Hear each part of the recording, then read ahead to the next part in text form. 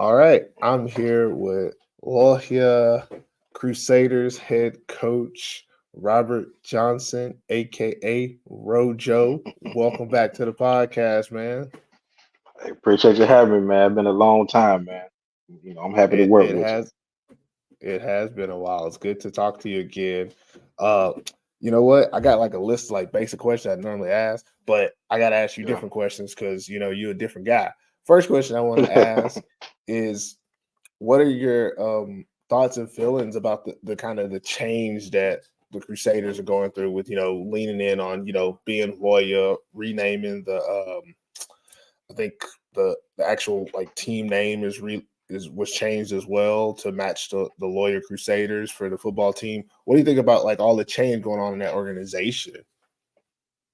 What's your initial Mm, thoughts just from the offseason? Because a lot changed in the offseason from that team from last year to this year, kind of going from UNC to Loyal Crusaders, and you've been involved. So I just kind of wanted to get a quick feedback from you. all right. Well, it makes sense to call it the Lohja because we play in Lohja. I don't know where the Yeah. u- the new land come from. Maybe it's from like Hunko and Lohja put together, but it makes sense. But the change wise, we lost, to YP Heikkinen, the head one of the supposed to be one of the top coaches here in Finland. Kari. So we lost a lot of coaches, and I think that with losing those names and stuff, that kind of made us a little setback a little bit, you know. But other than that, though, we gained, Jason Thomas as a coach who knows the game and has taught me a lot. That's what I've been learning from, and the players here, even the young juniors and the women also, they taking a liking to Jason. And I think that's the biggest change here because the players and everybody like the way Jason coaches, and I think that's the biggest change that the players wants to be there now because it's really not much criticism and not having to like how you afraid to make a mistake and things like that. Now Hmm. guys are not afraid to make their mistakes because they know we're gonna correct them and everything like that. So I think that's the biggest change in my Oh, that's awesome. That's good that you have that insight on that. Talking a little bit more about you and your decision to stay at UNC and now become the head coach. What is what is your main reasoning for continuing UNC and what you expect to accomplish going into the season? It's kind of like a two sides question. Yeah, well, I think the reason why I decided to stay is because I'm looking for that challenge. You have to have a different type of mindset to coach here in the league. And the reason why, because you're not going to get that the type of players that the Roosters get, or the type of players that the Butchers or Vaza get, and we don't have a junior program. Well, we just got a junior program now. We have like 9 to 10 guys, so we don't have a junior program to choose from. To build those players up. So you have to being a coach here at Aloha, you have to understand, you have to teach.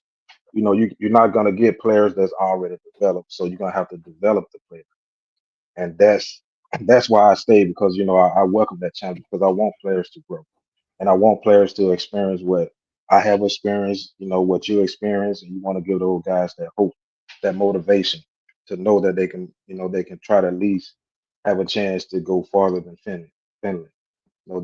That's why I chose, to stay here. And because we have a lot of young guys and a lot of new guys that never really played the game. And, once they step on that field at practice, they start liking it. Then they start getting excited. Then you say, hey, you might see a player like, hey, man, I think you probably can go play somewhere over there in Europe or something. Or you might, you probably can go play in high school, just to see how this thing really is. You got to be able to motivate those guys. So that's why I stayed. I stayed for the challenge. Okay. All right. So talking a little bit more about the actual team this year. I know you said it before, you got a lot of young guys, but you also are gonna have a lot of new guys on the team, guys that weren't there last season. Going into this Mhm. season compared to last year's team, what kind of improvements or major changes can we expect from the Lohja Crusaders? Mm, well, I think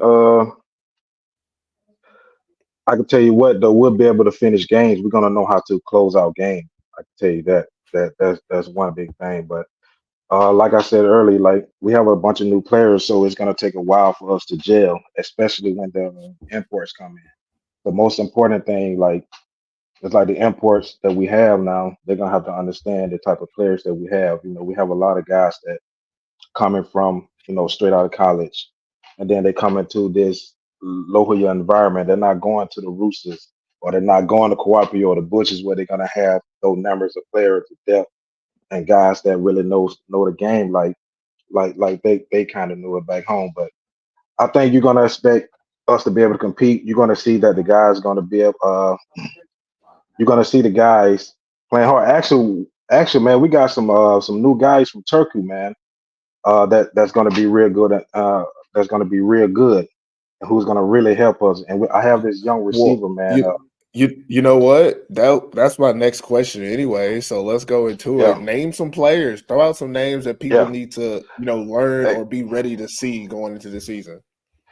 hey, man, look, man, this receiver, man. I promise you, dog. I promise you. I know this receiver stuff. Hey, Oscar Suriname, man. This kid, man, he is ex-basketball player. He's 18 years old, still in high school right now. But this boy, he's a dog. When I say he's a dog, man, he's a dog. He will be probably the best finished wide receiver. He got speed, he got size. He's like 6'2". You know what I'm saying? And he's like about Hold, 180. hold on, hold on. Let's pump the Boy brakes. is You a say he's dog the best. He'll be the best finished receiver on your team, or you in saying the in the in the league? Because that's a in bold the league. take. In the league, he will be the best because now he got a dog at quarterback who's gonna feed. Hold I'm gonna on, make sure hold we on, feed it hold to him. on. I know a lot of finished receivers. I know some veteran finished receivers, some, 10-time all-star finished receivers who would, take that as a slight. I ain't gonna throw out no names, but But you put it out there, so I needed to, let everybody know. Oscar I'm Suriname, right? Is it Suriname? Oscar Is that how you say his name? Suriname. I'm putting it Suriname. out there now. Okay. Suriname. I'm Oscar putting it out there Suriname. now. He will All be the right. best finished receiver out here. I've coached a lot of great finished receiver. Kimmy, you know what I'm saying? I coach those guys. I know because I see it. The boy, hey, my goal my goal for him is for him to elevate, to get away from Finland. He dominated here this year. We're gonna try to get him away. We want him to dominate so he can go to the next level because I think he can play at the next level. And I promise you, you're gonna Okay. see that purpose. You're gonna see it, big Okay. dog. He's a dog. That's it. I'm Like excited to Dion see say, it. he's I'm a excited dog. to see Huh? it. I'm Uh-huh. excited to see it. So, Also, we like I have. said, oh, go ahead. I'm sorry about that. Purpose. Also, we have this young linebacker, Jimmy Grunland, man. He played for Turkey. Also, he's with the Finnish national team maybe like 2 years ago, juniors, man. He's gonna be pretty good at linebacker this year, man. Hey, I'm telling you, with Monte coming in, he's gonna coach them boys. See, we're gonna have player coaches also, guys that this guy, I think Jimmy gonna be great. We got R2 Kenton coming back from the Wolverines. I think you played with him I know when he was R2. there. That's one of my favorite young DBs before he got injured. I know exactly who Yeah, that is. So that's exciting to yeah, see. yeah. He's coming back this season, man. He's gonna make an impact in the secondary. And we have AK Finnish linebacker who was like third in the league in tackles last season. So he's gonna be Hmm. good. So we have some upcoming Finnish talent, man, that can possibly help us. The only thing is we just don't have that depth like everybody else. It's just the depth for us. Well, that's my question then. How are you planning to get over that obstacle of depth? Like that's going to be an issue every week. And how are you Yeah. planning to finish games without that depth? How are you planning to make sure your team's able to still get wins or be more successful without the depth? Like, what's your strategy? If you're okay with telling that to us. Well, that's it's pretty simple. Like we have to be first. We have to start at practice in the film room. We have to be more efficient at practice, and like Hmm. we can't have a 2 hour practice because we don't have the depth. Because anything happens at practice. So we got to make sure our practice is efficient, and we have to get them out in a good period of time. Make sure we still get the good work in, but the most important thing gonna have to be the film also. So we're gonna have to really study the film.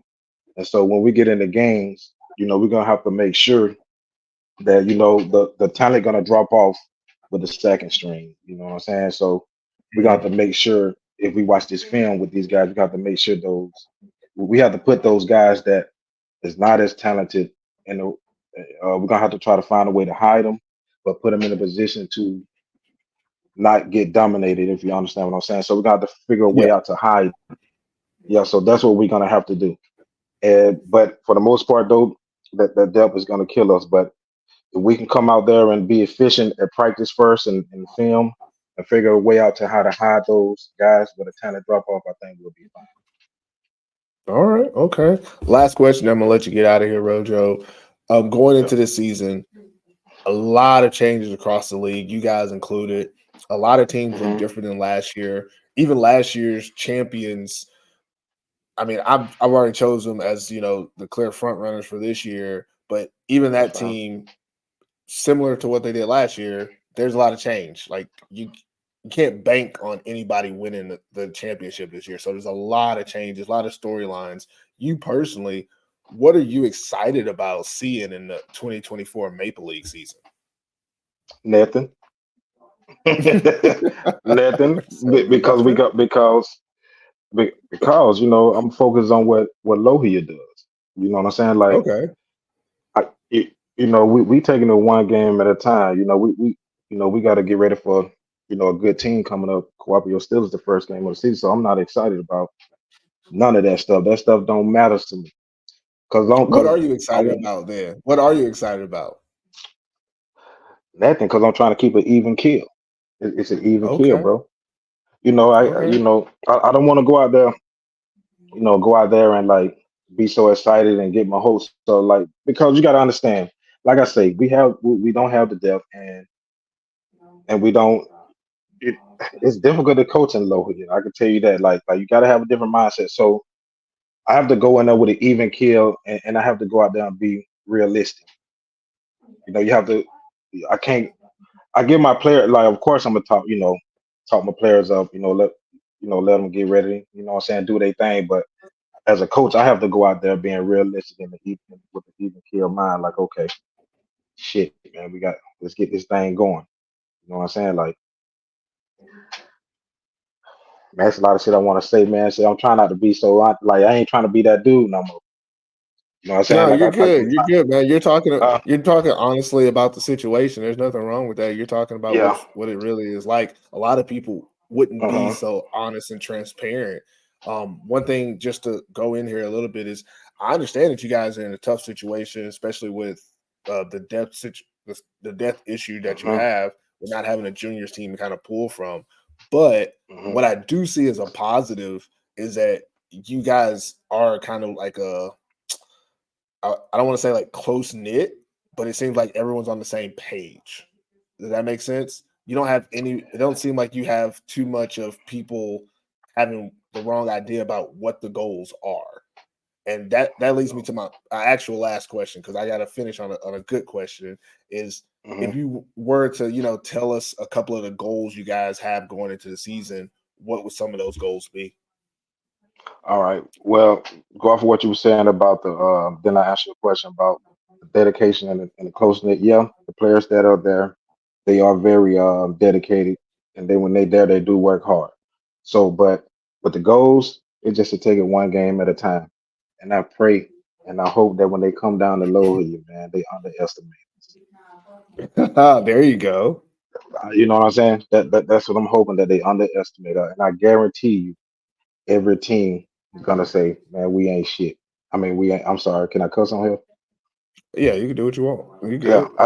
I think every team gonna come down here and say, "Man, we finna dominate these motherfuckers." That's what I hope they come out here and think, not knowing that we got something in the bag and we gonna be ready.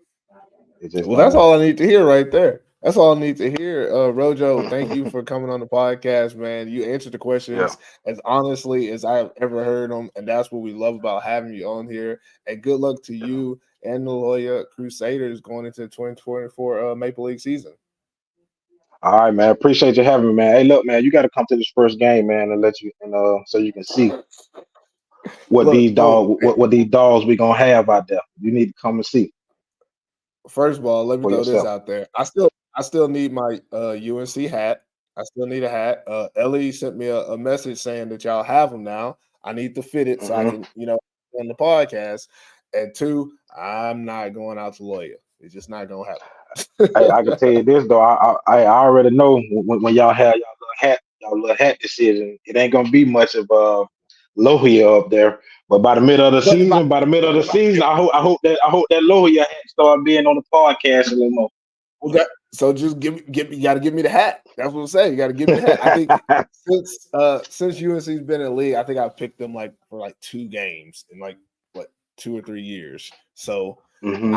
if y'all give me a hat, I'm willing to make that controversial decision and pick the Crusaders. So again, thanks for coming on the podcast, man, and we'll talk Yeah. to you soon.